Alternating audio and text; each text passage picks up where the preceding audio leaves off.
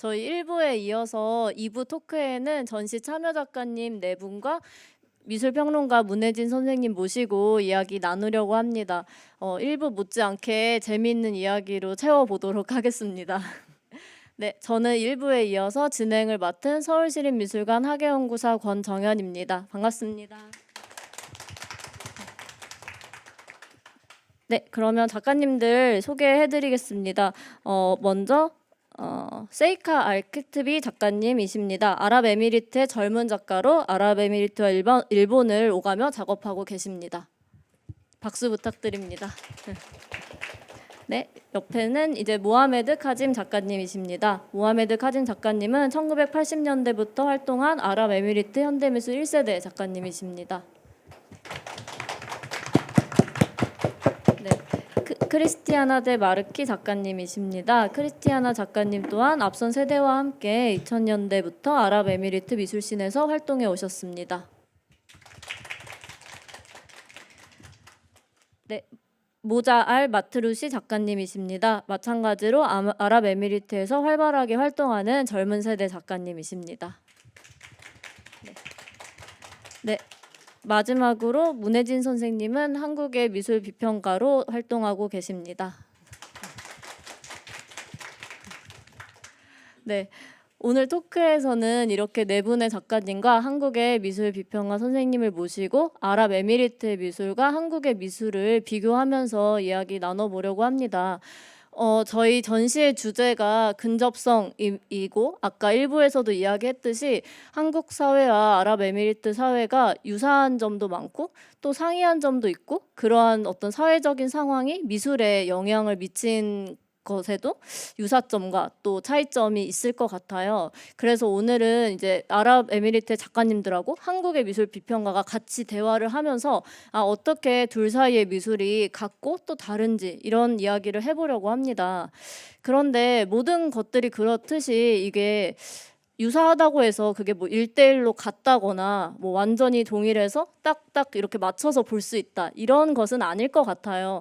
대신에 어떤 점들에서는 약간 유사하고 뭔가 근접한 무언가를 우리가 발견할 수도 있고 어떤 부분들에서는 각각의 고유성이 훨씬 더 강하다는 걸 발견할 수도 있을 것 같고요.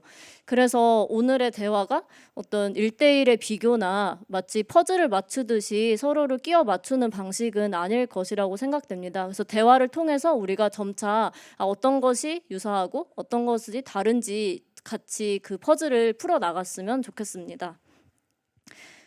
네, 그래서 먼저 이제 아랍에미리트 작가님들께 여러 가지 좀 질문을 들으면서 시작을 해봐야 될 것 같아요.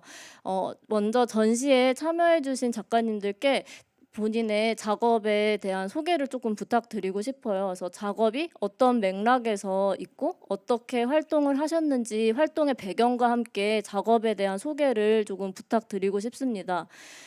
제가 먼저 이제 가장 먼저 활동해 오신 모하메드 카딤 작가님께 질문을 그렇게 먼저 드려봐도 될까요? 네. Yes, hello everyone. Yeah, I have been started making artwork since 1984. I don't want to go through all the stories, which is also Maya. She is mentioned in the previous talk that the art scene started from 1970, and the first generation they got scholarship to go abroad to study visual art, and more of them, as she mentioned, they went to Arab country. And another, I would like also to answer why there were a lot of multiple materials and media in this show, which was not in the past existing, actually, because the education was very conventional in Arab world. So many artists, when they came back, except Hassan Sharif, who had education in UK, so he came with the experimental works and performance work and systematic works, and also he has been influenced by Fluxus like Namjupek, and he's used to write and publish all his essays in the newspaper and the magazine. So I am from the second generation, and those artists actually they founded the Emirates Art Society Associations or Art Society, which is the central association in the UAE. They were not only Arab artists; they were also artists from Arab country, from regions, from Sudan, from Egypt, from Syria and Palestine, whom really contributed by teaching the young artists. Because of the education was not existing in the UAE, in visual art was not existing, not a school, neither in the college of the art. So when I joined them, so I joined them in 1984, so I was taking lesson about the general painting. And most of the references actually were is Western, like influence, and the book was not existing about the visual art in the UAE. So in the Central Library example, they had only two books, one about Cezanne, one about Picasso. So the old information, I used to get it from him, from Hassan Sharif. Then also he felt there is gap between the people in the society and the artwork. So he decided to write a lot of essays and translate a lot of essays from English to Arabic in the main development culture in several magazines and the newspaper just to educate the people. So it took us decades, and we had only one annual exhibition for all of us in UAE.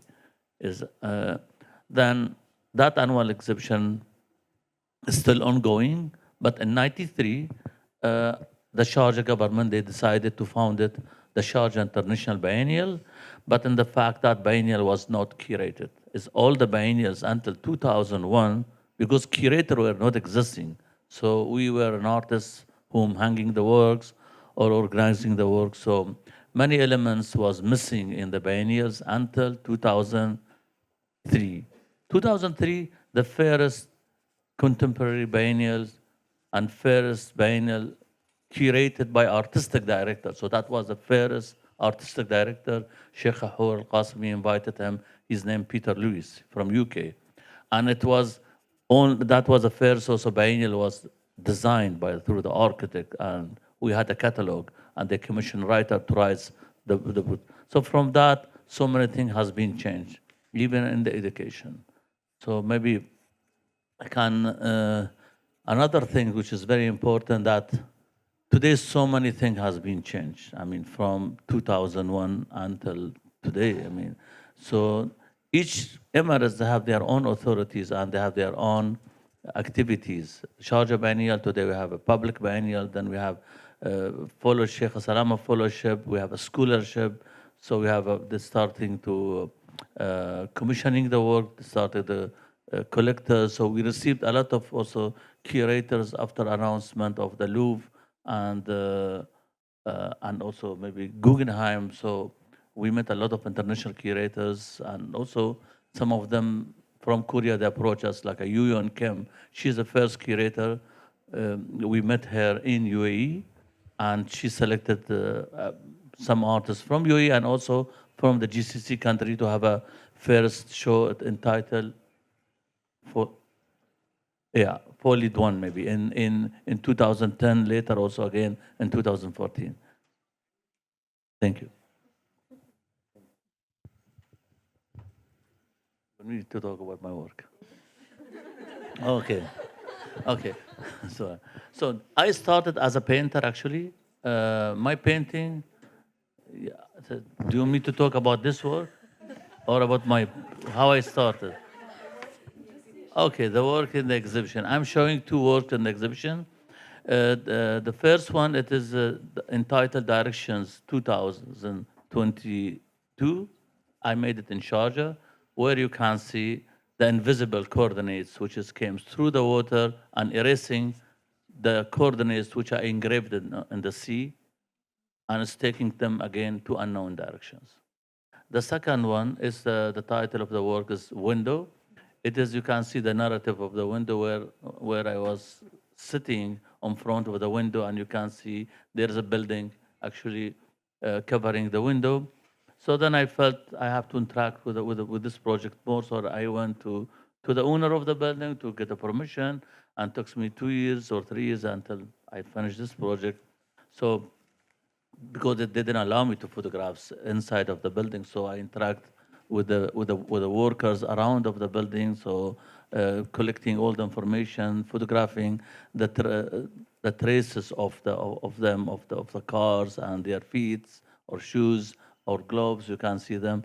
But when when I finished this project with the photographs, so I filmed this work in the 2005. So you can see that those workers, they left the building. So the people whom entering the building, they are different people. So I made that film also, photo documentation without sound in 2005. So my interaction also with the city, because city in UAE, especially in Dubai, is very fast, developing vertically and creeping horizontally into the sea and also into the desert. And so this is combined with a lot of languages. So as Maya mentioned, so we are in the country where we are living with 10 millions, 1 million of the UAE people, and 9 millions of immigrants people from 200 nationalities. So mostly in my practice, I capture all these elements and I put them in the context of the art. 네. 그 전시 작품에 대해서 소개해 주셨는데 아까 살짝 언급하셨는데 처음에 페인팅부터 하셨다고 들었어요. 그래서 긴 이야기고 복잡한 이야기겠지만 어떤 작업을 처음에 하셨고 어떤 변화가 있었는지도 간략하게 이야기해 주실 수 있을까요?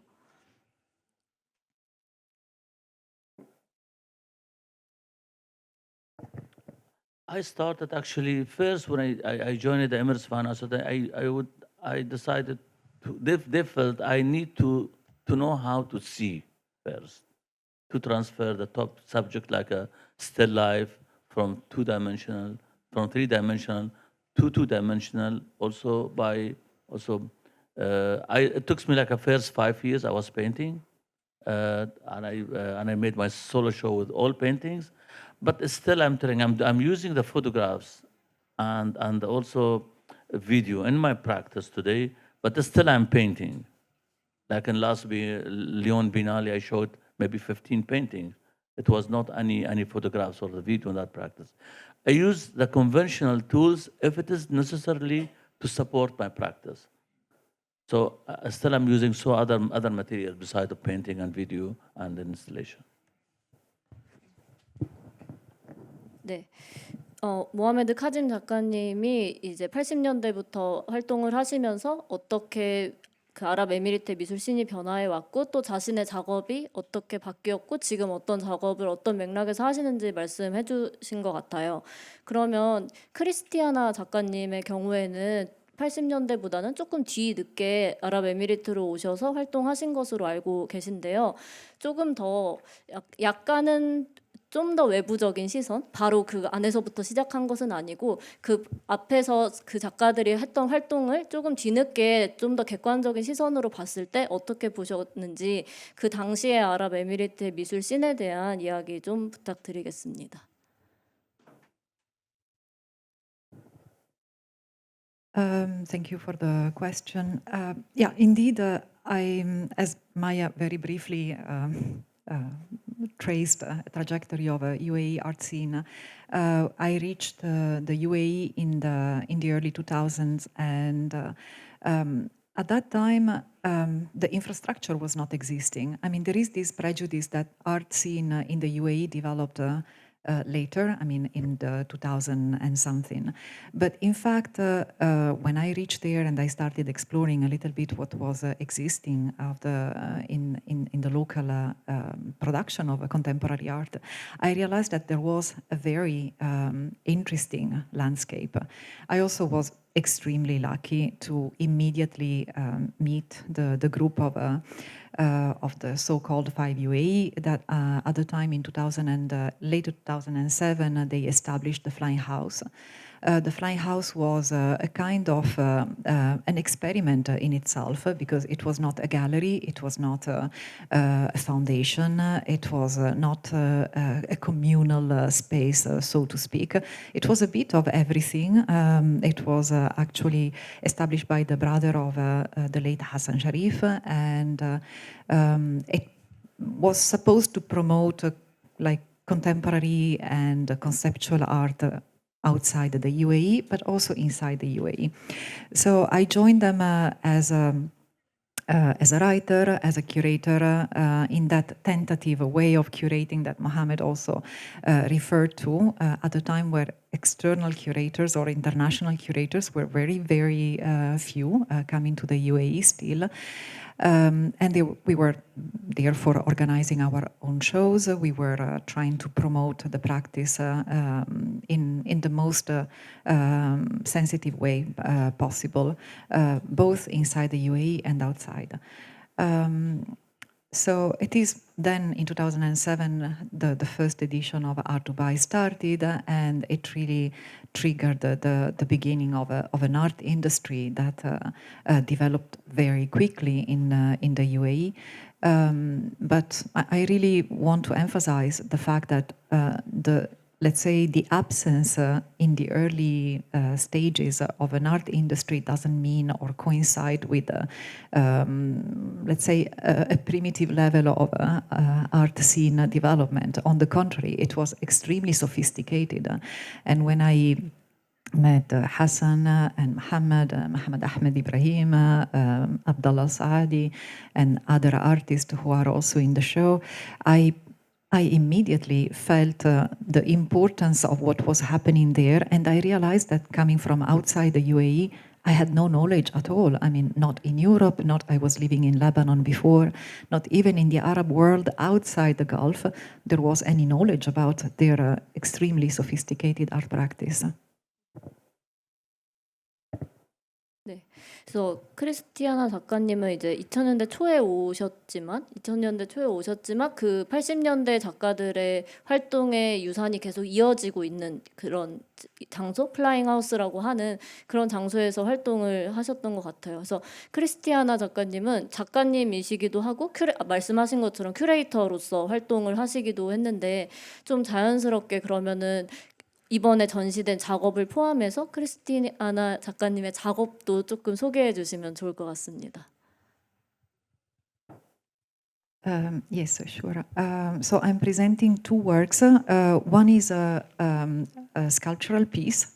It is titled Monument to the Falling Wall, and it's a 6.5 meters hand-knitted sculptural piece portraying a segment of a hypothetical separation wall depicted in the act of falling. And it's actually a work that relates to several layers of my practice. I extensively work with textile art, and I was really interested in looking at the potential of textile art to create like monumental works, sculptural works, in fact. The second one is really a way of exploring materiality in the sense of this porosity that Maya again evoked, and I have to just thank both Maya and Yunji for introducing so many of the core topics that we have also explored and through our practice as artists, but also in our guest curated section. So the porosity of the material, because obviously when you look at hand, like especially hand knitting practice, the malleability of the material is like there is this attention. So I was really looking into the potential for something that grows from a line, because the wool is a line, then becomes a membrane, and then if tensed become like a solidified presence. So how to transition between these various stages and how they can also be reverted, kind of. And that's where I decided to show the work in this, let's say, perennial act of falling, like this frozen moment of falling, which in fact is also the only way I can conceive to monumentalize a wall. The second work is a video work, a 2-channel video work. It's titled Atlas of the Impossible, and it shows on one side, it is based on a playwright that I wrote a few years ago, but not conceived for the stage, and it was choreographed. So one video shows the choreography that is based on that specific text. On the other side, there is the alternation of 2 female characters who are very slowly, patiently, and apparently endlessly embroidering a motif that is a motif of Palestinian embroidery, and this whole setting creates a sense of missed communication, the impossibility also of closing a circuit of experiences, and the absurdity of or the inconclusiveness is also in both the titles, I would say, because the Atlas of the Impossible is in itself like an inconclusive process, just like the act of building a falling wall is. So both titles encapsulate this kind of tension and absurdity. 네, 그래서 지금 모하메드 작가님과 크리스티아나 작가님이 80년대부터 시작된 어떤 맥락 안에서 또 물론 지금의 작업은 굉장히 현재적이지만 그런 앞선 세대의 이야기라고 할 수 있다면 이어서 다른 두 분의 작가님은 좀 더 젊은 세대를 대표하는 작가님들이실 것 같아요. 그러면 이어서 이제 모자 알마트루시 작가님에게도 어떤 작업의 맥락, 어떤 배경을 가지고 작품 활동을 하시게 되었고, 뭐 유학을 다녀오셨는지 이런 어떤 배경도 궁금하고요. 그러한 연장선에서 작품에 대한 소개도 조금 들어보고 싶습니다. 네. Hello, everyone. Thank you so much for attending. So I'm actually also a chef. I'm an artist and a chef, and the art came before the chefing.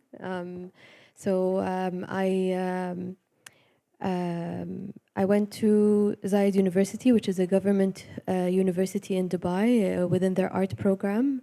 And I want to highlight that going into an art program was not only highly privileged, but highly limited. We did not have a lot of spaces for art education, that were accessible, let's say, unlike now. So I feel immensely privileged that after I graduated from Zayed University in 2013, I went into the Shaikha Salama Emerging Artist Fellowship. I was nominated and then got a scholarship to go to the Slade School of Fine Art in UCL in the UK for my master's in art, where I developed an eager sense to explore the tensions that I try to create in my work about ephemerality. I started actually practicing professionally just as I was graduating from university. And I was obviously reflecting on the embodiment of change around me, but more so in the specific event of the death of my grandmother, which really made me become really sensitive to change because I come from an oral culture. So with her passing, I started to really feel the loss of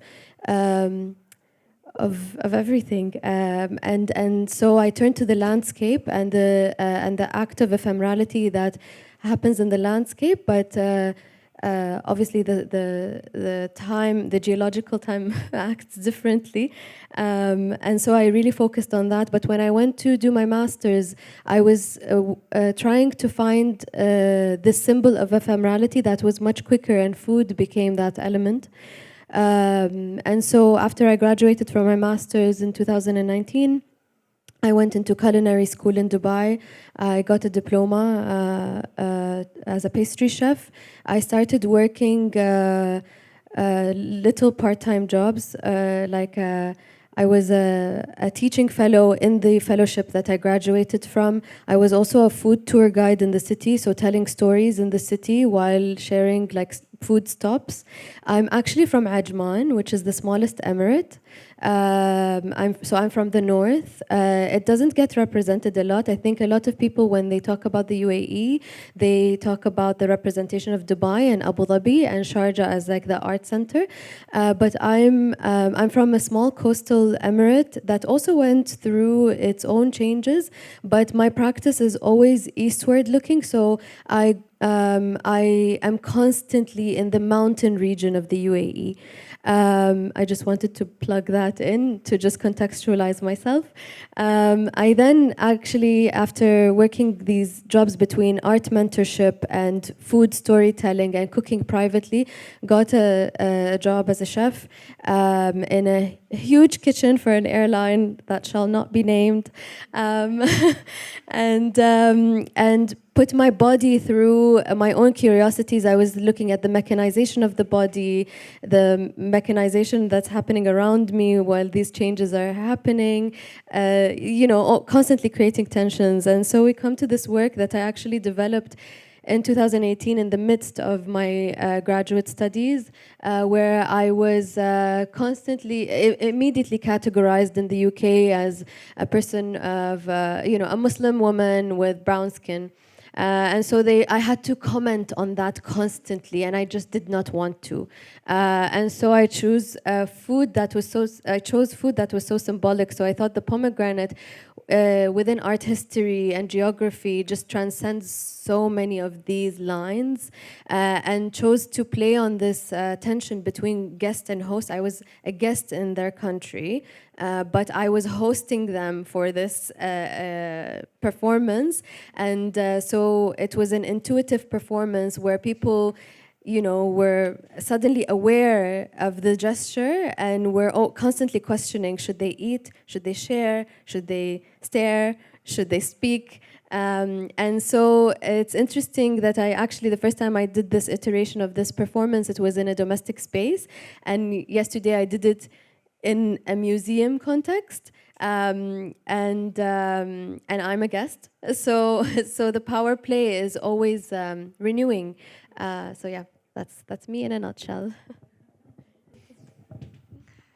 네, 모자 작가님의 소개를 들어보니까 확실히 앞선 세대의 작가님과는 어떤 배경과 맥락도 다르고 또 관심사나 활동을 하는 스타일이라고 해야 될까요? 다양한 직업을 뭐 같이 하거나 이런 것들이 느껴지면서 또 한국의 젊은 세대랑 유사한 점도 조금씩 보이는 것 같아요. 그러면 이어서 또 우리 세이카 작가님께도 마찬가지로 질문을 드리고 싶습니다. 세이카 작가님은 또 일본도 같이 오가면서 작업을 하고 계시는 걸로 알고 있어요. 어떤 맥락에서 어떤 작업 하시는지 소개 부탁드리겠습니다. Yes, definitely. Thank you so much, everyone, for attending today and taking time of your schedules. We're actually also happy to be here because it's the first time that we tell this story in this way where it's almost chronological. You get a glimpse into every 2 decades. And so I come last in this chronological order. I'm born in Al Ain, which is part of the Emirate of Abu Dhabi. My house in Al Ain is actually between 2 or 3 different UNESCO heritage sites, but also between 2 huge public parks, amusement parks and public parks. And so a lot of my work as I grew up later ended up becoming about both archaeological sites and then parks as archaeological sites of the future. And so, but I lived my whole life between Abu Dhabi and Al Ain. I was put in a high school or a teaching program that was meant to prepare me for a career in either medicine or engineering. It was very, very difficult school because my dad is an engineer in the military, my mother is a teacher, and they had very high hopes for me. But when I graduated, there was a very lucky strike on that year specifically. I graduated from high school in 2012. And on that year, they said, the Abu Dhabi government said, there are 4 more years left before we open the Louvre Abu Dhabi. Go study arts, sign this paper, and come back and work for the Louvre Abu Dhabi. And that helped me just legitimize my departure from an entirely scientific world into a much more artistic practice, and really made me kind of have the ability to be able to dedicate myself to the arts without kind of losing my way into other careers. And of course, that legitimacy was not going to be established on its own.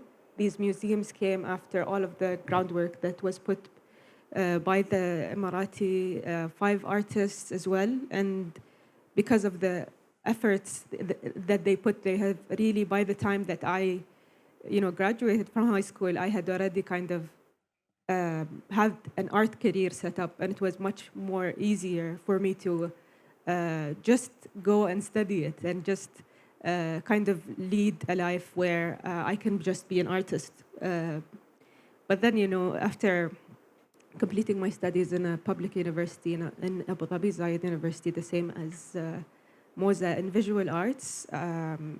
I also continued in an arts career that was very focused both on, of course, producing an art practice, producing artworks within an art practice that are mainly video and performance and painting, but also another career which is more about cultural diplomacy and working within the frameworks of national storytelling within government, and how do we tell the story of the UAE domestically to our people in the UAE, but also internationally. So I also started kind of heavily working within those two different lines of careers, but trying to, both of them for me really complete each other, because in my day job as a diplomat now in Japan, a lot of my work is about simplifying what the UAE is and kind of bringing that story to life. And then my art practice could be completely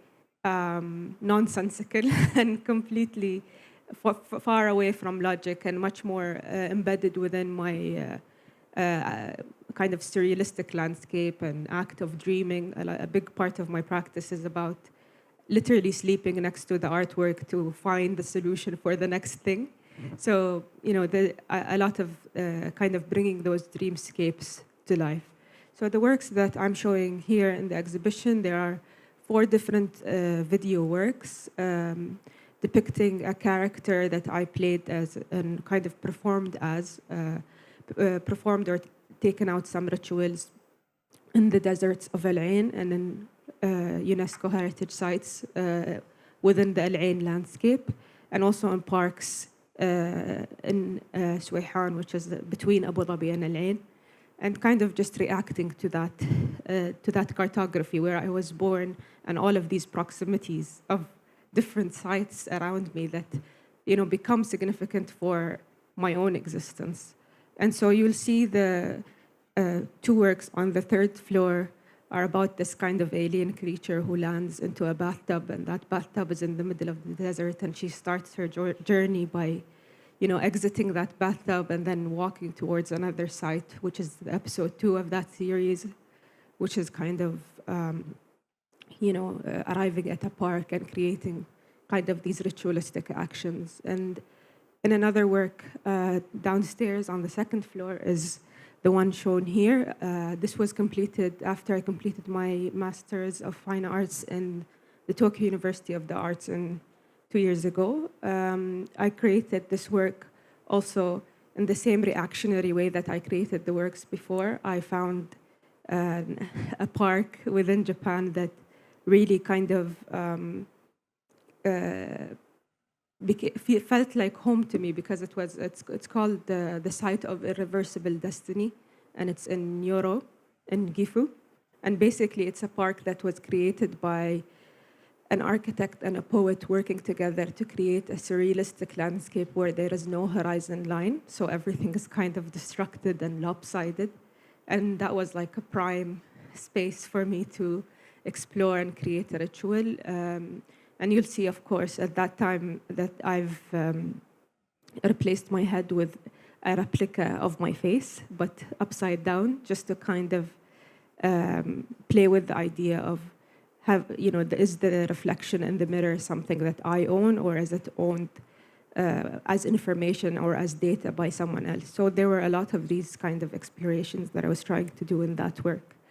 And then among the works, also there's a video that's shown on this floor, which shows the 50th National Day of the UAE, which is the 50th anniversary celebration. That only happened in 2021. We're a very young country. We were established in 1971. And for that show, I did the kind of the professional part of my like cultural diplomacy career was to become an artistic director for that show and write the story of the 50th National Day show for the UAE, which was an immense honor, but also super helpful to teach me necessary skills for my art practice. So, right now I'm just existing to try to find harmony between both practices and really use them to help each other.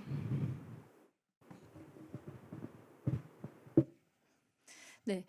그 앞서 일부에서도 아랍 미술의 발전 과정을 약간 소개를 해주셨고 또 지금 작가님들의 경험과 사례와 덧붙여서 이야기를 들으니까 이 50년간 아랍에미리트의 미술이 어떻게 발전되어 왔고 어떻게 전개되었는지 간략하게나마 저희가 좀 이해할 수 있게 된 것 같아요.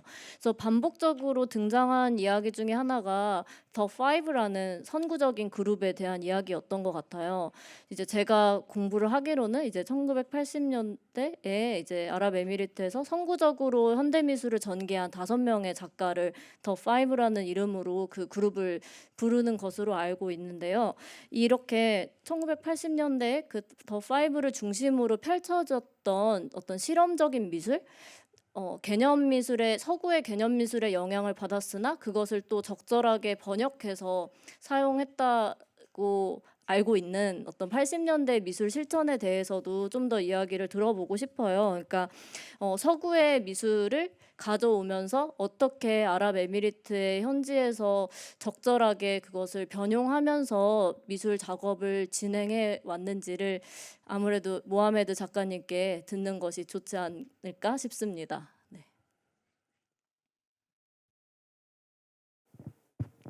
Actually, the visual art, to study the visual art, there's no any other references. We have to go through the Western culture, in the Western, to study the painting or to study the perspective, to know about the conventional painting or sculpture, we have to go through the Europe, through the West in the beginning. And only that's the way. But today we have our own contemporary artists. It's not only UAE.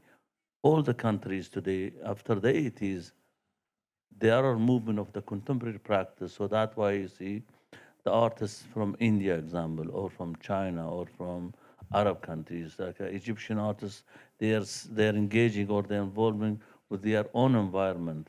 But also, we should not forget, also today we are receiving a lot of information through the space, through the media, and also this has impact in our practice.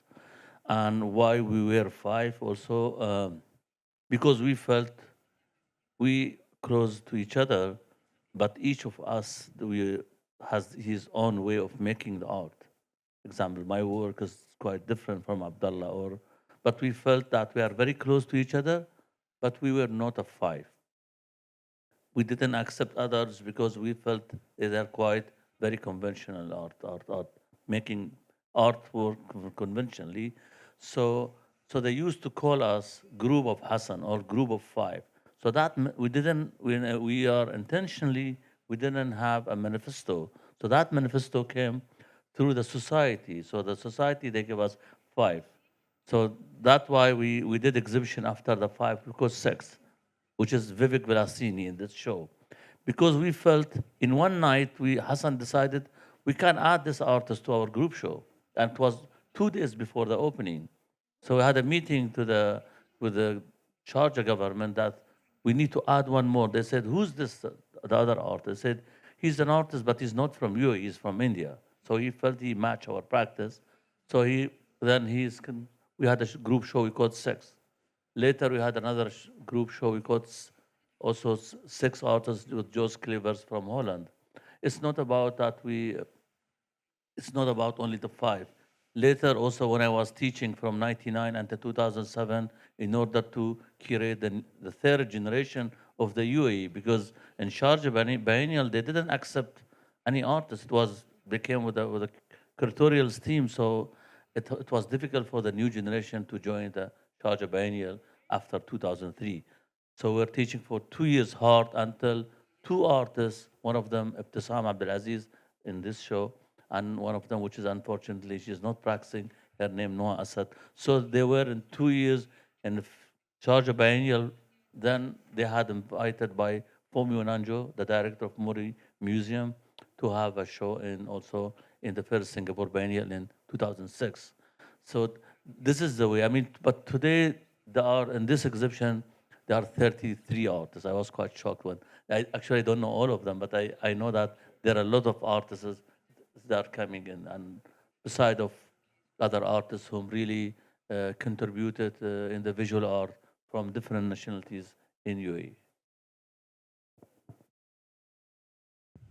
네, 그래서 80년대 아랍에미리트에서 이런 방식으로 전개된 미술이 굉장히 어떤 현대미술의 그 사회의 현대미술의 선구적인 활동이었던 것 같아요. 그 선구적인 활동들이 대부분 그렇듯 한국에서도 그렇듯 어떤 비슷한 결을 가진 비슷한 아까 근접하다고 말을 해주셨는데 그런 동료들이 모여서 어떤 무브먼트 운동을 만들면서 시작된 것이 아닌가 하는 생각이 듭니다. 이 시점에서 한번 한국의 미술도 조금 다뤄보면 어떨까 싶은데 괜찮으실까요? 네. 네. 1980년대 한국의 상황을 한번 이제 아랍에미리트 상황과 견주어서 80년대 한국 미술, 거기서 이어지는 어떤 90년대까지 이어지는 한국 미술의 상황을 한번 말씀해 주시면 어떨까 합니다. 네.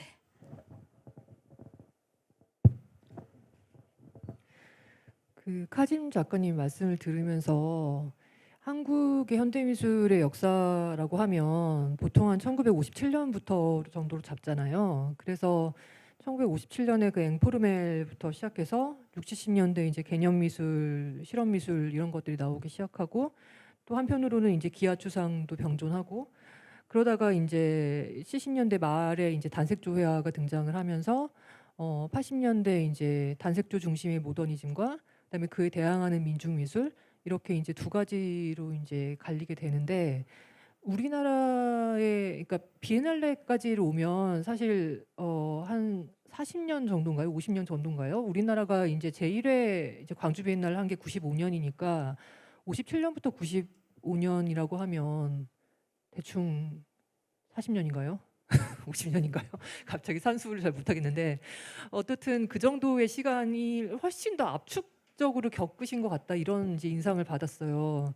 게다가 한 작가님이 회화에서 사진에서 영상 설치까지 이렇게 굉장히 빠른 시간 안에 단계적으로 넘어갔다는 것도 저로서는 약간 좀 놀라웠는데 이제 한국 같은 경우는 그 변화가 세대별로 하잖아요. 그러니까 회화하시는 어떤 세대, 그 다음에 이제 사진하시는 세대, 그 다음 세대가 이제 무슨 영상 이런 식으로 이제 같은 작가가 그 매체를 이렇게 다 겪으면서 변화하는 일이 이제 거의 없거든요. 물론 요즘은 매체가 워낙 다변화됐기 때문에 요즘은 처음부터 이제 이런저런 매체를 요즘 젊은 작가들은 쓰지만 이 역사적으로 보면 사실은 매체가 이 시대를 거치면서 그 미술사의 어떤 발전 과정에 맞춰 가지고 이렇게 차근차근 세대별로 전개됐다고 볼 수 있는데 한 작가님이 이거를 세 개를 모두 다 겪으셨다는 게 저는 굉장히 놀랍기도 하고 좀 재미있었습니다. 그래서 이제 그 카짐 작가님 말씀을 들으면서 카짐 작가님이 이제 이런 말씀을 하셨잖아요. 그 처음에 아무것도 없었기 때문에 어떻게 봐야 할지부터 고민했다. 그러니까 뭐 정물을 어떻게 봐야 되는 건가, 뭐 조소를 어떻게 해야 되는 건가, 혹은 뭐 2차원의 문제, 3차원의 문제 막 이런 말씀을 하셨는데 우리나라에서 그렇게 조형 자체에 대해서 관심을 가졌던 어떤 사조가 있었나 뭐 이런 생각을 했는데 글쎄요 좀 맥락이 다른 것 같아요. 그러니까 카짐 선생님이 처음에 딱 책이 2개밖에 없었다. 그러니까 세잔하고 피카소밖에 없었다. 이제 이런 말씀을 하셨는데 저희 한국 같은 경우는 그것과 좀 상황은 다른 것 같습니다. 그러니까 세잔과 피카소 같은 경우는 오히려 이제 20세기 초반, 초중반, 그러니까 즉 이제 한국 전쟁 이전의 어떤 시기에 들어와 있었던 것 같고 일본을 통해서 그렇게 이제 교육이 시작이 됐고 이미 이제 50년대 후반에 이제 앵포르멜이 시작된 시점에는 그러니까 서구의 추상 표현주의가 어떻게 보면은 이제 미국 문화원이나 이런 것들을 통해서 다이렉트하게 이제 들어왔던 거죠.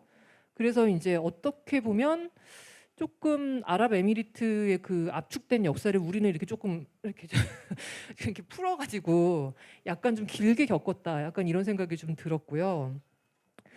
그래서 이제 근데 이제 일단 그 시기상으로 이제 80년대 84년부터 이제 활동하셨으니까 한국의 80년대 이야기를 좀 하면 한국은 아까 말씀드렸다시피 미술로서는 이제 2가지였죠. 하나는 모더니즘, 즉 예술가 사회, 그러니까 예술의 자율성을 주장하는 그 모더니즘 단색조 회화를 비롯한 이제 그쪽 진영이 하나 있었고, 그 다음에 예술과 삶의 일치를 주장하는 그 민중미술의 어떤 진영이 있었고, 그 다음에 그 사이에서 양쪽 모두가 양쪽 모두의 소속감을 못 느끼는 어떤 작은 소그룹들, 이렇게 이제 세 개로 나눠져 있었다고 말을 할 수가 있는데, 사실은 80년대 말이 되면은 이제 그러니까 한국 같은 경우도 진짜 급격하게 바뀌기 시작하는 것 같습니다. 그러니까 80년대 후반이 되면 특히 이제 서울 올림픽이 열리잖아요. 1988년에.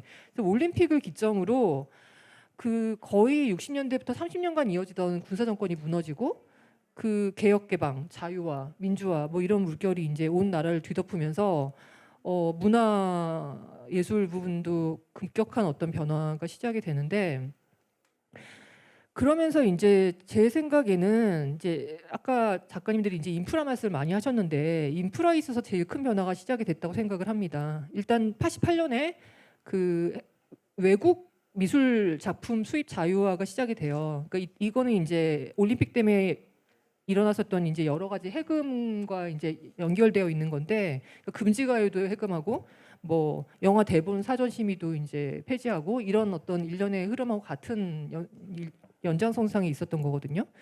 그래서 이제 국제전을 개최하기가 훨씬 용이해지고 미술 시장이 훨씬 활성화되고, 이러면서 이제 이 시기 이후로 이제 국제전이 급증을 하게 되는데, 그 다음에 이제 국공립미술관 정비가 시작된 것도 사실 80년대 후반 이후인 것 같습니다.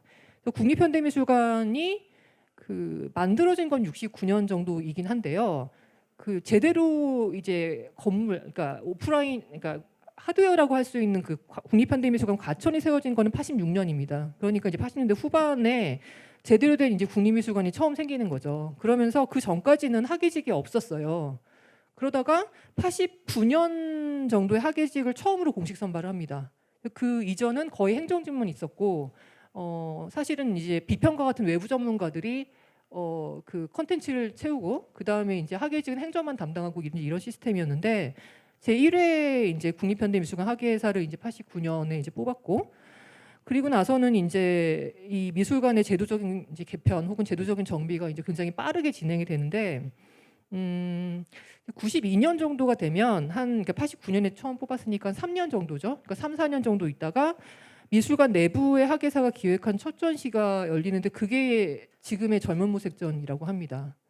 젊은 모색전이 81년인가가 처음인데, 그때는 외부 전문가, 즉 미술 비평가 오광수 선생님 이런 분들이 이제 기획을 하셨고, 이제 92년쯤 되면 이제 처음 뽑은 그 국립현대 내부의 학예사가 이제 기획을 하기 시작하는 거죠. 즉 내부 회의를 통해서 작가를 선정하고 작품을 선정하고 뭐 등등의 어떤 것들이 이때부터 이제 겨우 생기기 시작하는 거고, 그러니까 사실 한국도 역사가 그렇게 긴 건 아닌 것 같아요.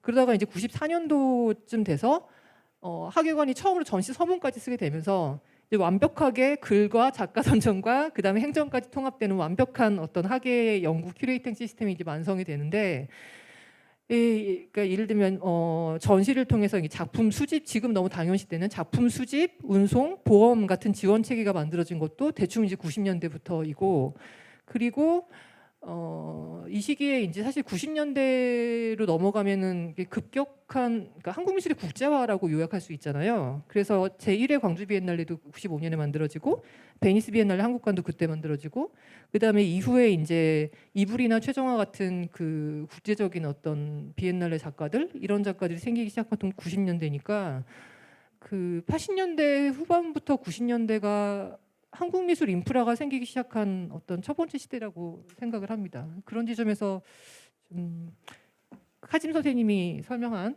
그 어떤 아랍에미리트의 굉장히 압축적인 어떤 성장 과정을 저희는 한 80년대 후반부터 이제 겪은 것 같습니다. 네, 문혜진 선생님 설명을 듣다 보니까 어떤 작업의 발전에 있어서는 아랍에미리트의 시간이 훨씬 더 짧았고, 한국은 훨씬 더 긴 시간 동안 물론 짧지만 상대적으로는 어쨌든 둘을 비교했을 때는 보다 길게 발전한 것에 비해서 어떤 제도적인 측면에서는 90년대 한국 또한 90년대 압축적으로 변화했고, 그 아랍에미리트에서도 어떤 분들이 90년대에 이르러서야 많은 것들이 변화했다는 점에서 좀 유사한 면도 있는 것 같아요. 그러니까 작업 면에서는 약간의 시차가 서로 있을지 몰라도 제도적인 변화에선 또 되게 유사하다라는 생각이 들었습니다. 그래서 90년대 이후에 한국도 그렇고 아랍에미리트도 그렇고 어떤 국제적인 영향력이 커진 것 같아요. 아까 뭐 비엔날레나 이런 것도 말씀을 해주셨고 글로벌 큐레이터들이 아랍에미리트에서도 많이 활동하게 되었다 이런 이야기들을 해주셔서 아마 지금 2020년대 시점엔 더 가속화되었을 것 같고요. 이런 현재적인 상황으로 또 시선을 돌려서 봤을 때 지금의 세대 작가님들이 모자 작가님이나 세이카 작가님 같은 지금의 세대 작가님들이 어떤 과거와의 관계를 어떻게 스스로 정립하고 지금의 단계에서 작업 활동을 하시는지 좀 궁금해요.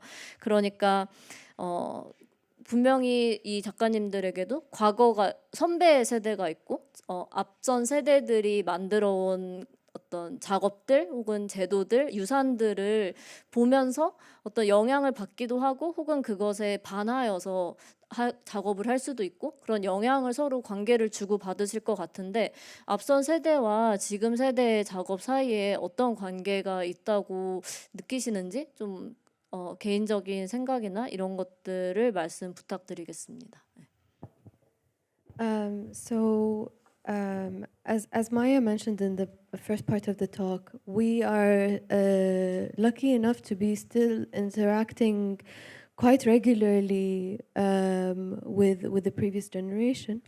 I wanted to say that in the beginning of my practice, actually, I was quite in a loop of responding to works by Mohammed Kazem specifically, and this was facilitated through Cristiana, actually, in an exhibition in Dubai for younger artists at that time that were so fresh and green in their practice, to actively respond to the five artists.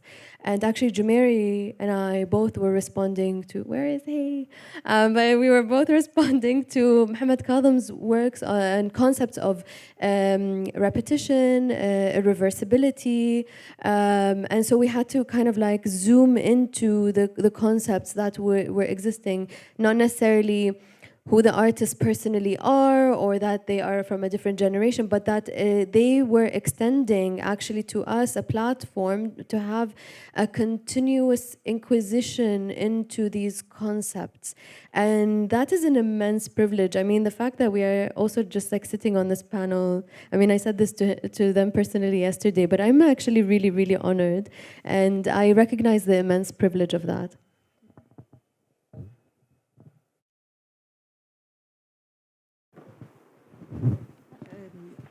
I haven't been as lucky as Moza and Jumeiri to respond directly to the work, and I'd had an understanding of the earlier generation of Emirati artists more into my years in university. But you know, as you grow and as you learn that the foundations that have been laid for you, and the immense work that, as you mentioned, you know, it might have been done in Korea over 20 years, and many people were trying to kind of put up just make the house, you know, just build up the foundation for us to be able to just exist as artists. And a lot of that was being done by only 5 people or by Mohammed alone. And, you know, to be able to converse and still be in the same shows and all of that is, you know, for me also even more surreal. It's a very necessary kind of part of that allowed us, you know, it's because of their, essentially, that foundation was being laid because of their courage. Had they not been courageous and had they not taken the responsibility of being an artist, there was so much that would have been different now for us. So we can, you know, it allowed us to practice much more freely and much more courageously. Perhaps I will just add something about the exhibition that Moza referred to. So that was an exhibition in 2017 that I co-curated in a very small art center, which is now not existing anymore. And the title of the exhibition was "Is Old Gold," and which is a provocative title. Where we were pairing with my co-curator Mohammed Ali 10 younger artists with the 5 UAE and asking them to respond to the practice of the 5.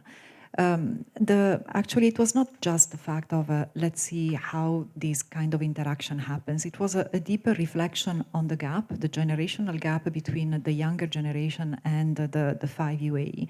It was also a reflection on the educational methods and the transmission of knowledge between generations that in the meantime had dramatically changed, although in such a short period of time.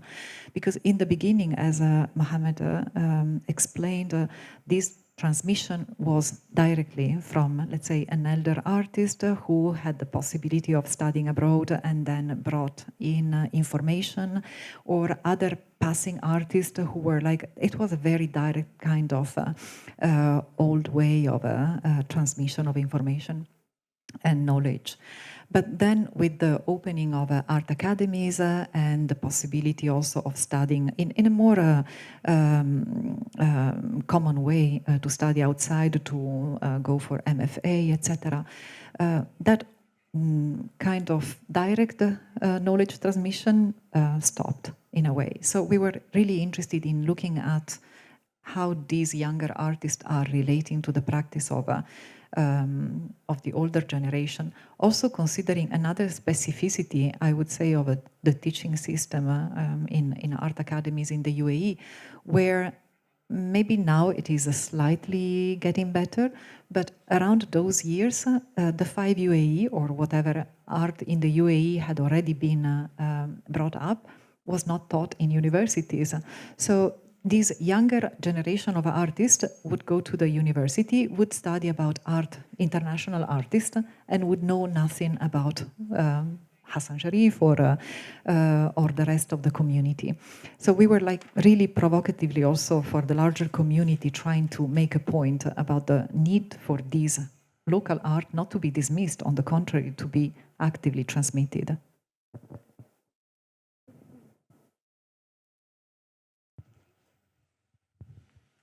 네, 그래서 젊은 세대 작가와 또 선배 세대 작가가 어떻게 인터랙션 했는지, 계속해서 서로의 유산을 어떻게 주고받았는지를 이야기해 주신 것 같아요. 또 여기에 견주어 봤을 때 또 한국의 상황은 어떤지 조금 이야기를 언급하고 지나가면 좋지 않을까 생각이 되는데요. 뭐 앞선 세대의 미술과 지금 한국의 2010년, 20년대 미술이 어떻게 서로 영향을 주고받았다고 보시는지도 한번 말씀 부탁드리겠습니다. 네. 괜찮을까요, 선생님? 갑자기 훅 2010년으로 시간을 확 건너뛰어가지고 어떨지 모르겠는데요.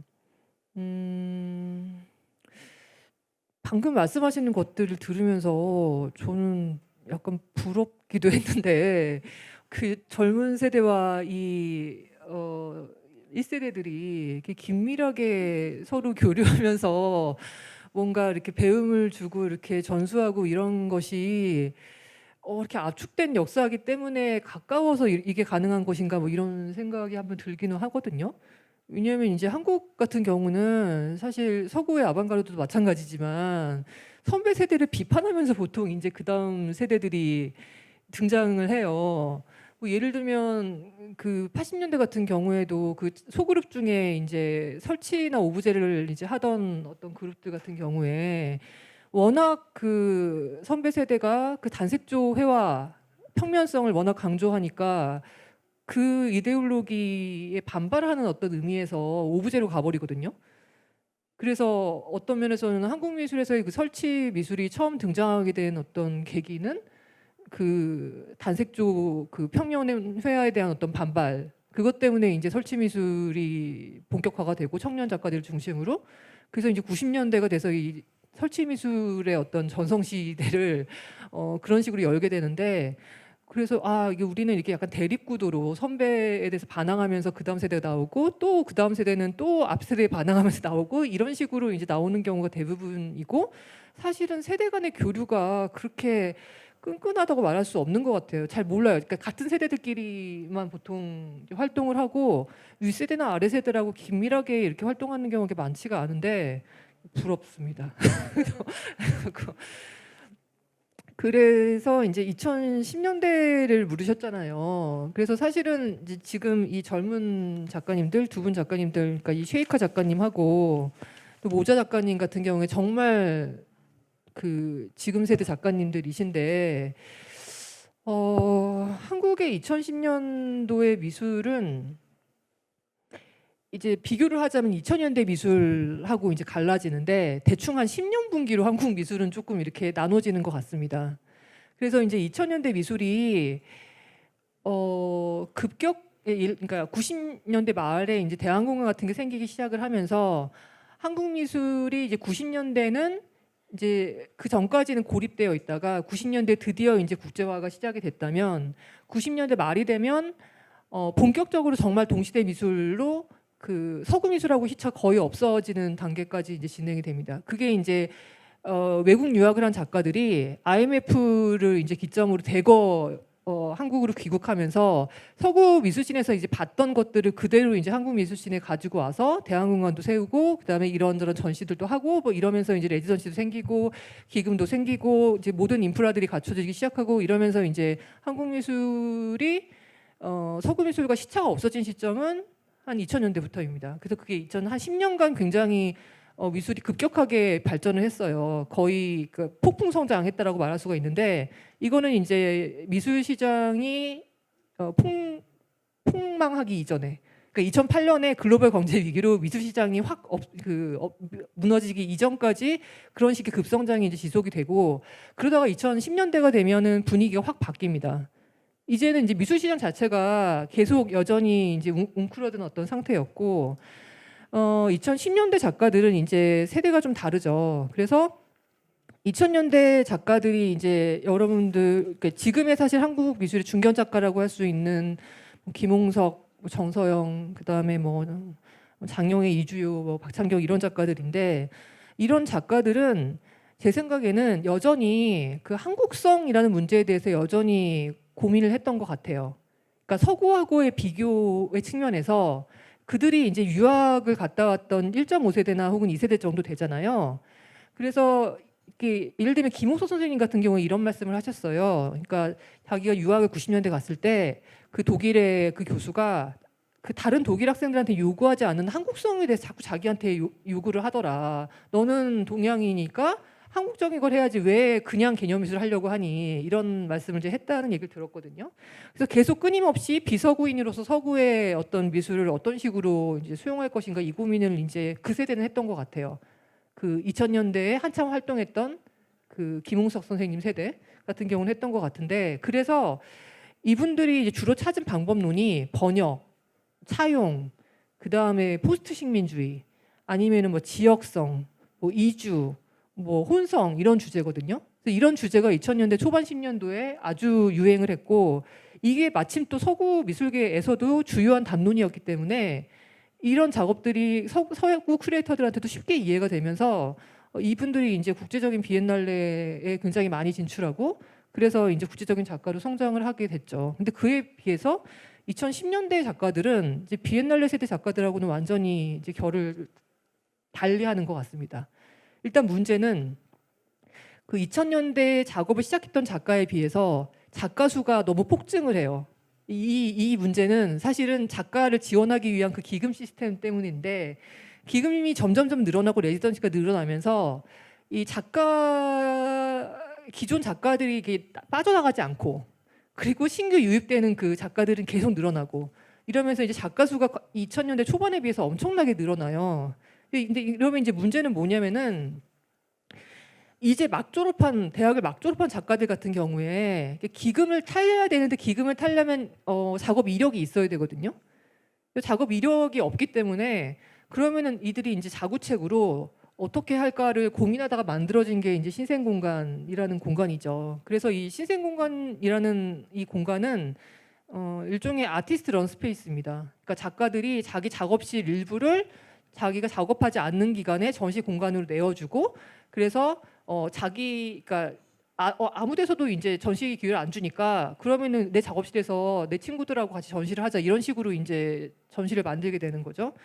그래서 이 2010년대의 특징은 사실 생존이에요. 이들 작가들, 청년 작가들의 키워드는 생존이고, 경제적으로도 사실 신자유주의가 급증하면서 비정규직이 늘어나고 이런 상황이 이제 심화되다 보니까 작가들이 이제 이런 식으로 이제 아티스트 런스페이스를 만들면서 자구책을 이제 만들기 시작을 하고, 이래서 제 생각에는 이제 이런 작가님들이 예전 작가님들하고의 어떤 차이라고 한다면, 아까 그 모자 작가님도 투잡을 하신다고 하셨잖아요, 셰프하고.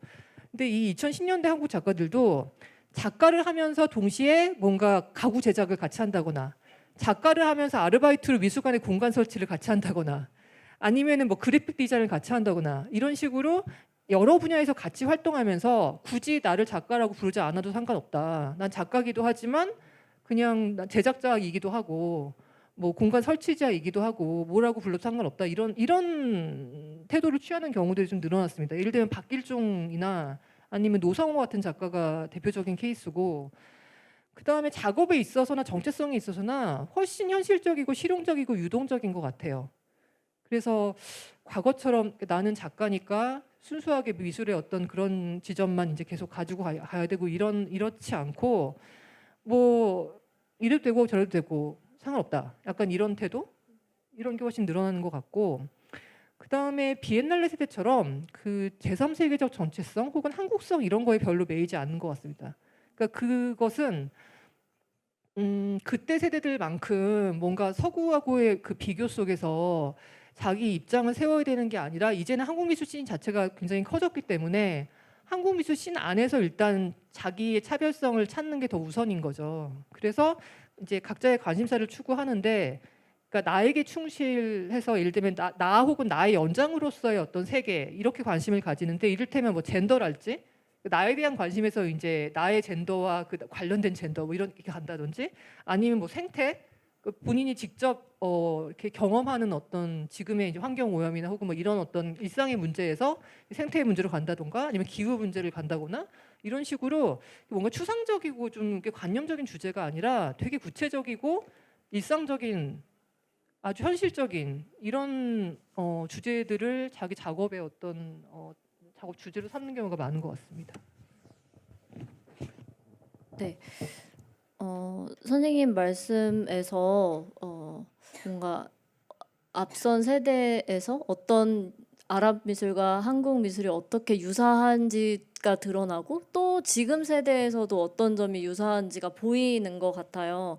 그래서 이 전시의 큰 틀에서도, 이 근접한 세계라는 전시의 큰 틀에서도 계속해서 아랍에미리트와 한국이 비서구권 국가로서 어떤 세계의 변화 과정 속에서 그 영향을 받으면서 어떻게 자신들만의 방식으로 그 변화를 대응해 나갔는지, 급격한 산업화와 도시화 이런 세계화의 과정 속에서 어떻게 대응하고 자신만의 색깔을 가지면서 현대미술을 발전시켜 왔는지 보는 것이 이 전시가 중요하게 생각하는 것 중에 하나인 것 같아요.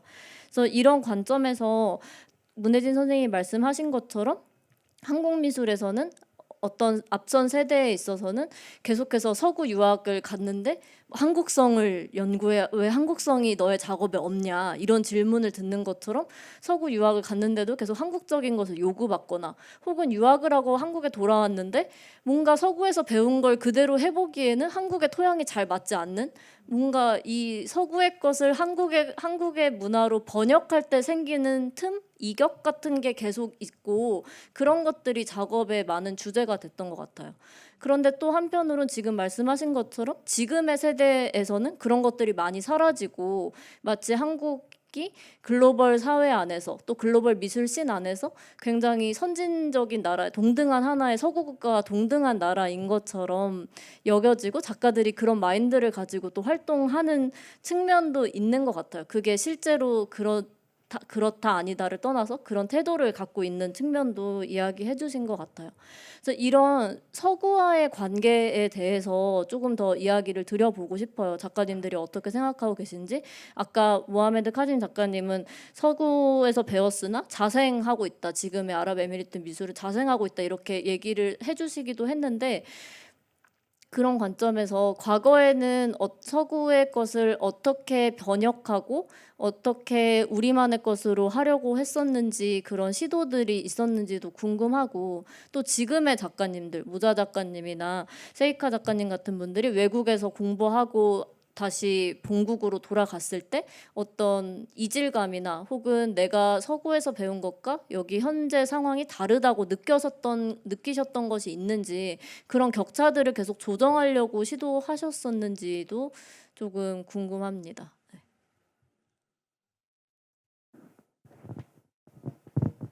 Actually, my engagement and my practice, why I use multiple materials.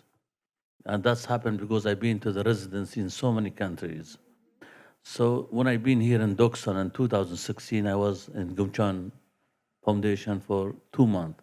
Actually, my interaction was with all the materials from Dong Dimu example, where they have a fabric and cloth and thread. So that all this material which was here. So I don't make a work and don't sit every time in the studio. So that the variety of the materials came in my practice. So the work I made in India totally is different from the work I made in US, or the work I made in Germany, or the work I made in UAE. So the way I do my practice, I interact with the place. Even last year I was in Sima, and Sima's Nanji, that area has a green park, and the color was that green, that much of green, you can see them in some of my work I made it during the residency. If I was not been there, so I could not capture that elements. So I think I don't know where I'm going. If I go to other countries, I might do something different. And this is the beauty of the visual art, that you have freedom to use any materials. I also want to add to that for me the main changes were the switching of for example, when I was studying in the UK, I had to get absorbed in their politics, not just their art or the Western canon that they were operating within. And so then it takes time to come back, to compartmentalize again and apply what actually is contextual to my practice and my existence back home in the UAE. But as Mohammed Kazem also said, we're living in a globalized time. So I've done residencies in quite a lot of countries, all the way to Mexico, but also regionally, like in Cairo. Some residencies in the UAE itself. I've operated within the smaller region in the Gulf as well. So it's a globalized affect as opposed to this restricted post-colonial Western application to the work. That I don't think the practices that if I am even free to speak on behalf of my fellow peers, I cannot pinpoint a practice around me that is operating in that kind of like limited scope. Maybe I'll just be a bit more specific in terms of the artistic output and the decision why I made to go to Japan instead of anywhere else. It's because at that time, I've seen a lot of people who have gone to the UK and the US with the support of some scholarships from the UAE, who have then struggled with that transition back to the UAE. And there was also kind of an attitude that was formed that I felt like was not going to resonate with my own practice.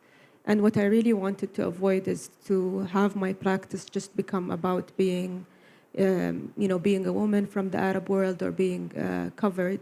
And I knew that the program that I selected in Japan, the person who is running that program has a lot of knowledge about the UAE, and the Japanese structure of an art critique is very different than an American or a Western structure, because they are not trying to get involved into your politics and into your psyche. They are only judging the work from both a formal level, but on a level as does this work actually embody your concept, and does it actually can it respectfully exist within the world? It's not about like not creating art that doesn't ruffle any feathers. It's not about that. But does the artwork retain its own power in itself? And never once had the discussion been about my religion or my faith or the way I choose to dress. That has never happened in the university in Japan. It was always about what the work represents. And I felt, because I've heard so much of my friends returning from master's programs, and that's what they experienced in the West. And I really did not want that to, I think I'm more sensitive, so I think I didn't want that to happen to my own practice. But the main thing that happened to my work in Japan was I used to have all types of work kind of more in silos. So my video and performance work was always very different than my painting work. And what I was able to do during my 2 years there in the master's program was to kind of combine everything, and everything suddenly, at my arrival in Japan, everything started to get grounded literally on the floor. So all of my artwork moved to the floor, whether it's a painting or a video, and everything moved to that level, even though we sit on the floor in the UAE. But we also, it was a big part of my work that changed in Japan was to just explore kind of floor-based pieces and combine painting and object making and the journey of kind of making that ritual or performance, and then also that video, and try to form it into one installation. So that was the main change for me.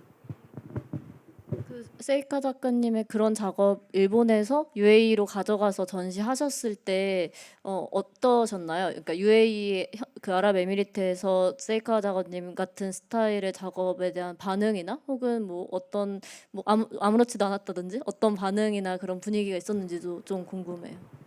피드백이 있었는지. We will still find that out because I will return from Japan for good in February. So I haven't returned back to the UAE. During the time that I was away in the past 4 years in Japan, all of the work that I've made in the UAE was public art commissions. I don't know why. Interestingly, it was just public art-based work, and works that are also, again, in parks, works that are set in the sea or in the mangroves or in a lake. So a lot of the work that has been done over the past few years was just really a reaction to the commissions that I was getting. So the work that's based in the UAE still felt very UAE to my UAE peers. Like I would take my own grandmother to see my work. And I want to ask her, like, what do you think about it? And it's interesting that even if she doesn't understand that, she just feels, she always says, things that she expresses that she feels seen, and she is happy that it even exists, because to her this was very far away from, in these generations, she's lived in a place where there was no electricity. So for me to create an art installation full of lamps is for her like something way beyond understanding. But I can sense that she is happy and proud. So just an example, of course, but there are many others. Yeah. So I'll feel more of that ambience once I put a show together in the UAE.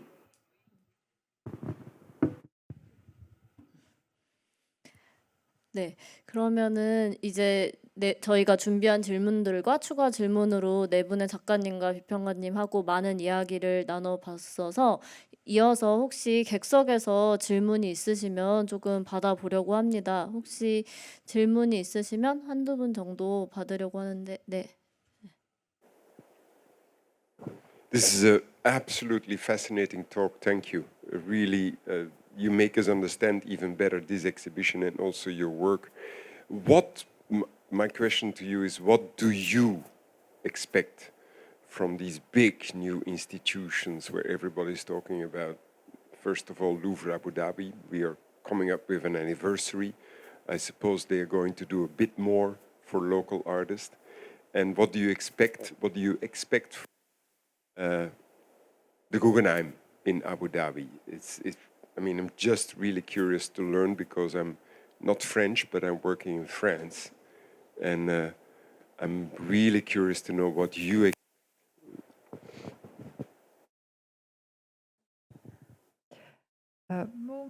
I will answer from my perspective, which is the non-Emirati perspective, strictly. I expected in the most positive outcome to problematize the art scene in the UAE and to make it grow, let's say, beyond the limitations or the constrictions or the interests which are dominant at the moment. It's also like a very problematic in itself, I would say, the landing of these institutions, which are like so historicized abroad, to have them in the global south, as it is called. So I hope that they are going to take into a character which is less informed by their historical background, and they really blend with the local regional art scene, and something new comes out of those institutions.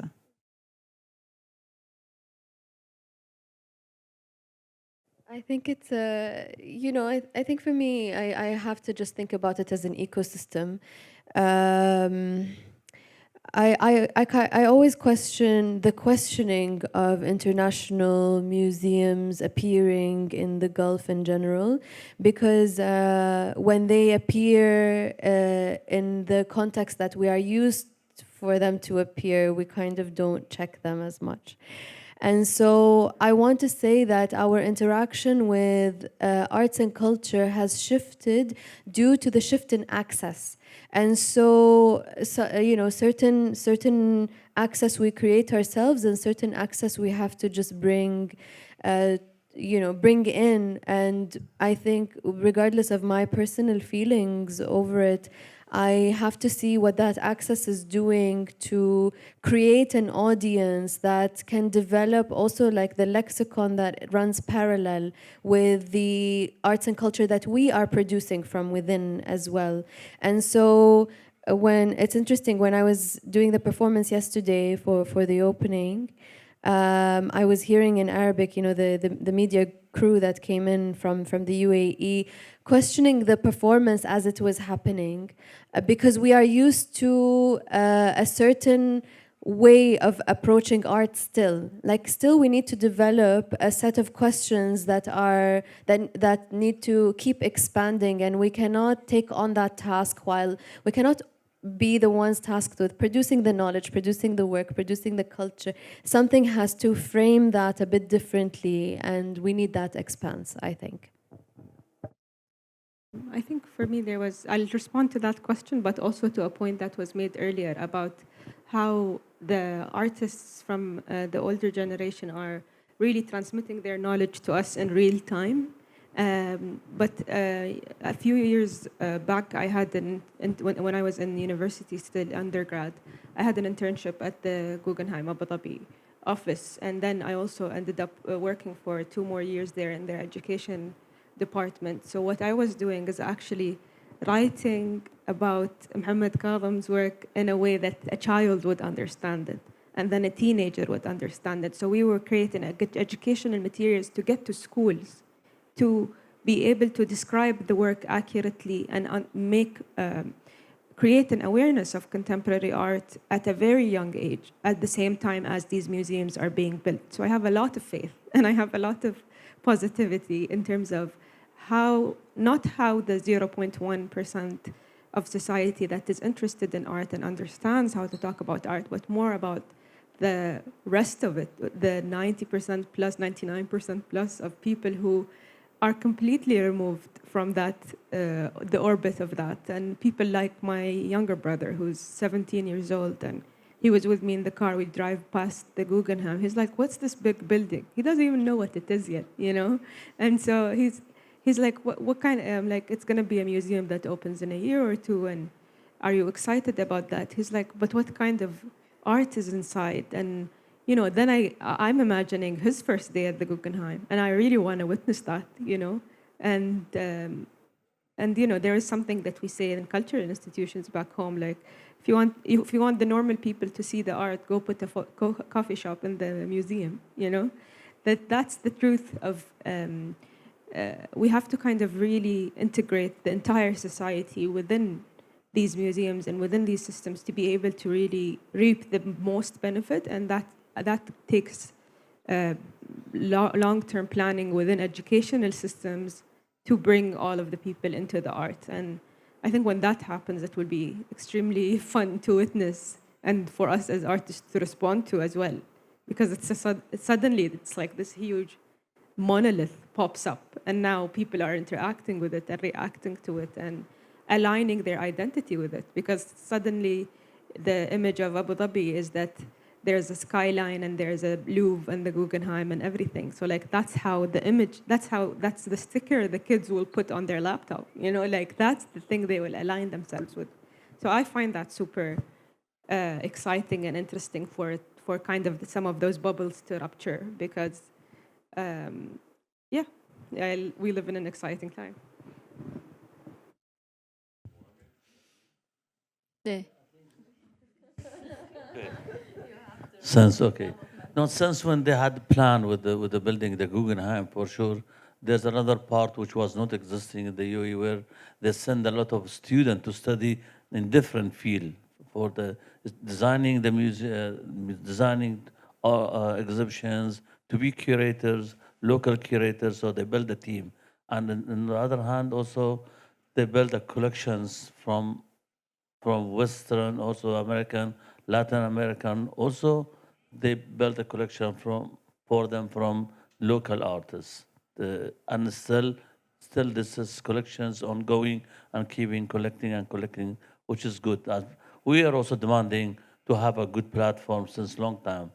I mean, in the UAE, to have really contemporary museum where they can showing our works or they commissioning our works.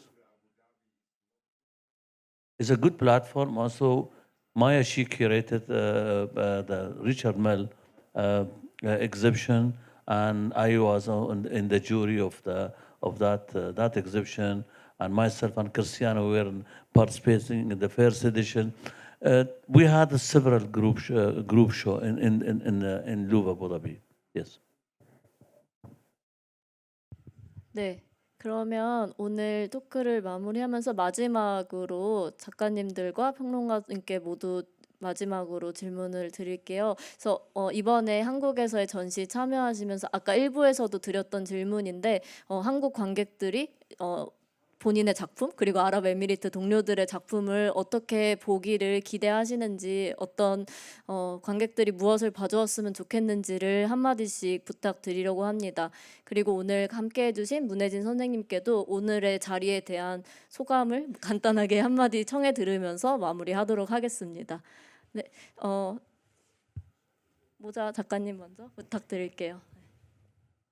Yeah. So as I said in the beginning of the talk, a lot of the initial catalyst of my work has been grief, and it's so interesting to see like my grief and anxiety be looked at so differently from the curator's perspective already. Like I think that exchange. So I think when the work gets out of me, it's in the curator's hand, and I think I cannot comment on how I want the audience to respond just to my work or my performance, because now there's a thread that ties everyone's work. through the curatorial framing. And so I think I echo also what was said about there's a lot of preconceived notions about the UAE. I think the first thing that comes up to people's mind is Burj Khalifa and, you know, a big metropolis that's so shiny. And I hope people really just take the time to pause, slow down, and come in with as little preconceived notions as possible and allow for exchange as they would even if this exhibition was about an entirely different country. Yeah, similarly, I think what I hope the visitors will receive from this exhibition is the complexity, I would say, of an art scene and the society, which is certainly not homogeneous, that is stratified, which is layered.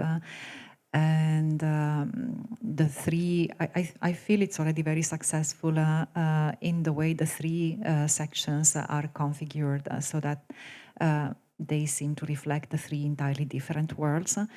But also there are like, as Maya and Yunji were mentioning, there are like threads between the sections, which is also another important aspect. So as we were like repeatedly referring to today, these connections and communications and transmissions, which are very present in the, it's a very small art scene. The UAE, it's not probably comparable to the Korean art scene. So these two aspects, I think, they are quite important.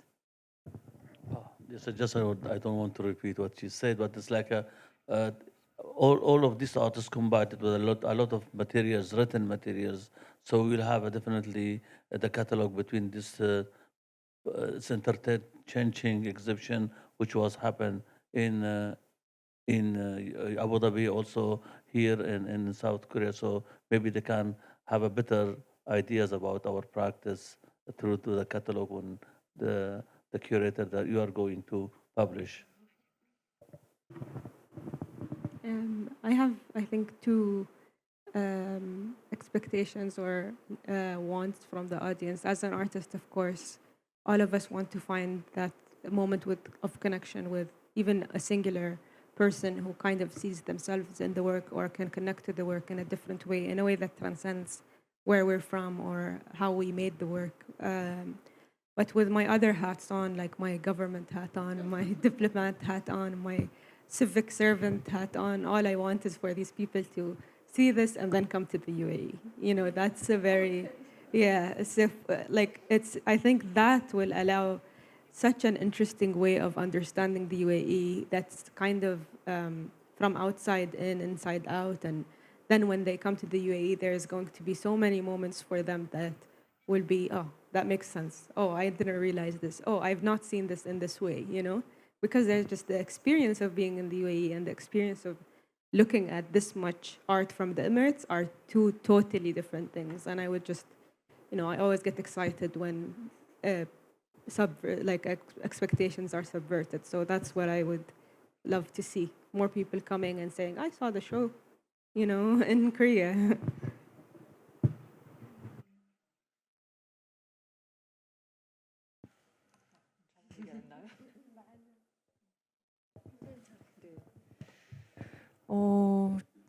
사실 저는 이제 관객분들처럼 공부하는 마음으로 왔습니다. 그래서 이 작가님들의 어떤 이야기를 듣고 그다음에 제가 전시를 보면서 이 어떤 맥락을 파악을 해서 이 저에게 나도 낯선 이 아랍에미리트 어떤 미술에 대해서 좀 알 수 있지 않을까 뭐 이런 마음으로 저는 이제 참석을 했고요. 근데 진짜로 이제 이 작가님들 말씀을 들으면서 굉장히 독특하고 재밌다라는 생각이 들었어요. 이 압축적인 어떤 성장사도 그렇고, 그리고 어떤 면에서는 한국은 아직 서구미술관이 직접 들어온 사례가 아직 없잖아요. 그래서 이렇게 현장에 어떤 그 자생하는 어떤 그 씬과 그다음에 서구의 그 메이저 미술관이 공존하는 어떤 이런 환경은 과연 어떨까 이런 생각도 한편으로 좀 들고 작가님들이 거기에 대해서 이제 기대와 뭐 이런 것들을 말씀하시는 것도 충분히 이제 이해가 되고 그랬고요. 그리고 이제 또 이런 마음도 들었어요. 방금 그 쉐이카 작가님이 말씀하신 것처럼 사실은 제가 아부다비를 가봤으면 혹은 그 아랍에미리트를 가봤으면 아마 이 작업들이 조금 더 다르게 보일 텐데 이런 생각이 들면서 나중에 기회가 되면 그 땅의 어떤 기후와 지형을 보면서 이번에 본 어떤 작업들을 다시 되새겨 보면서 생각을 해봐야 되겠다 이런 생각을 했습니다. 어쨌든 저는 그 오기 전에 이제 작가님들의 그 작업 자료를 이렇게 살짝 정말 살짝 봤는데 거기서도 몇 개 이제 한국 작가들 중에서도 떠오르는 작가들이 있었어요. 이를테면 카짐 작가님 같은 경우는 그 회화 초기 회화가 약간 기하추상 같은 뭐 이제 그런 어떤 작업들이던데 한국에서 어떤 이제 뭐 한묵 작가님이나 뭐 이런 작가님이 떠올랐고 그다음에 쉐이카 작가님 같은 경우는 뭐 정체성과 지형과 그다음에 어떤 초현실적인 뭐 이런 어떤 시간성, 그러니까 다시간성이 이렇게 섞이는 뭐 이런 것들이 한국의 젊은 작가인 뭐 정여름이나 이런 작가들의 작업하고도 굉장히 유사하다는 생각이 들었거든요. 그래서 매우 맥락이 다르고 매우 배경이 다르지만 사실 이 2020년대를 사는 그 젊은 작가로서 어떤 지점에서는 이렇게 연결되는 지점이 의외로 있네 이런 생각도 했습니다. 그래서 굉장히 저에게는 재밌고 유익한 시간이었습니다. 네, 마찬가지로 저도 너무 유익하고 재밌는 시간이었고 작가님들의 말씀을 통해서 작업의 배경에 대해 훨씬 심층적으로 이해할 수 있어서 얼른 다시 가서 전시를 보고 싶다는 생각이 많이 드는 시간이었습니다. 그러면 오늘 함께 해주신 패널분들께 박수 드리면서 마무리하겠습니다. 감사합니다.